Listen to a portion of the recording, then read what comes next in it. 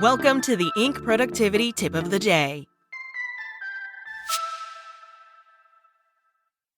Today's tip: the one lesson every founder should learn from Steve Jobs. Most founders learn the opposite.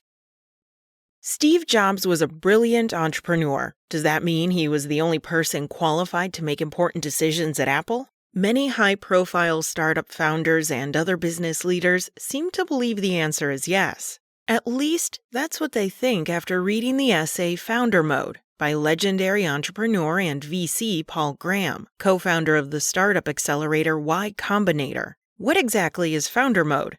It's hard to define, Graham writes, since it's never been studied or written about in business books. Mainly, it's a refutation of the standard advice given to all founders whose companies scale: hire good people and give them room to do their jobs. Airbnb co-founder Brian Chesky said in a speech at a Y Combinator event that he had tried following this advice. The results were disastrous, Graham writes in his essay, although he doesn't specify what the disaster was. After Chesky's speech, he says, several highly successful Y Combinator founders told Graham they'd had the same bad experience. They'd followed the instruction to hire good managers and let them do their jobs and then lived to regret it. Graham writes, in effect, there are two different ways to run a company: founder mode and manager mode. Till now, most people, even in Silicon Valley, have implicitly assumed that scaling a startup meant switching to manager mode, but we can infer the existence of another mode from the dismay of founders who've tried it, and the success of their attempts to escape from it.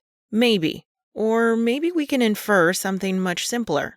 Maybe these founders were unhappy with the managers they hired because they hired the wrong managers. Any company will struggle if its managers are bad at their jobs.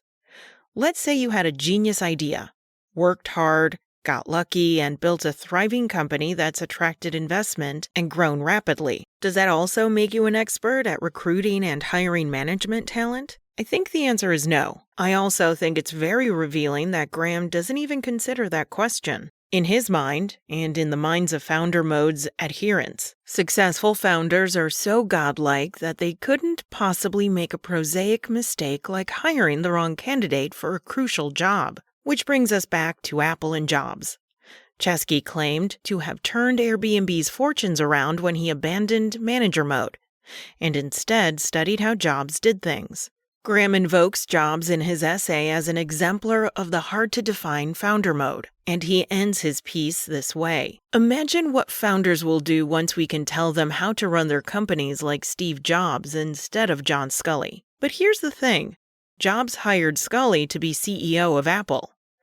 In 1983, he lured Sculley away from his job as president of PepsiCo with the famous question, do you want to sell sugared water for the rest of your life, or do you want to come with me and change the world? He didn't do that because some VC told him he needed a professional manager.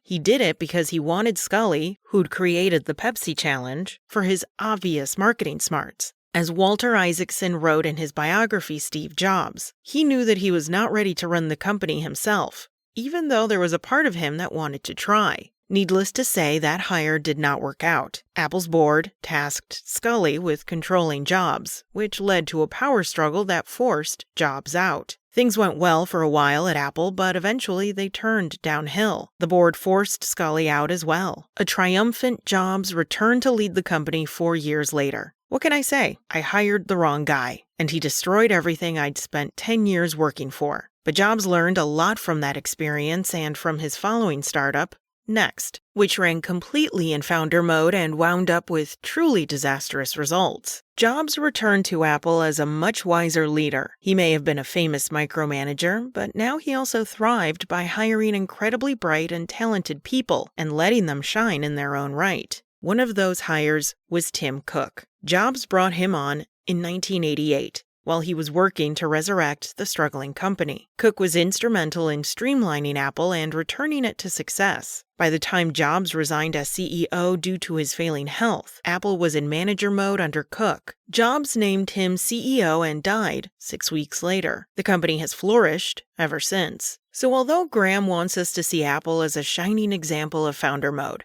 I see something else. I see a lesson in the powerful difference between a bad hire and a good one. All of this matters, and not just because founders and their boards need to choose between founder mode and manager mode. They also need to decide whether founders should have autocratic control over every element of their companies, or whether a successful company, like a successful society, is made up of many viewpoints and voices, differing opinions and differing approaches. Most of all, they need to decide whether a founder is always the smartest person in the room and the best person to make every decision about the company. Graham may think so. Others who believe in the godlike powers and infinite wisdom of successful founders may agree. But there's one person who would likely disagree if he could tell us his opinion.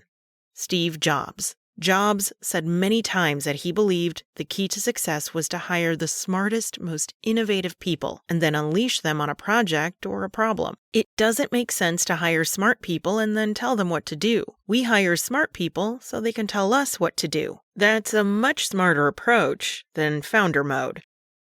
That's all for today. This article was written by Mindy Zetlin, author of Career Self-Care: Find Your Happiness, Success, and Fulfillment at Work. You can find more articles by Mindy and other thought leaders at Inc.com. Check back weekday mornings at 6 a.m. for more tips from Inc.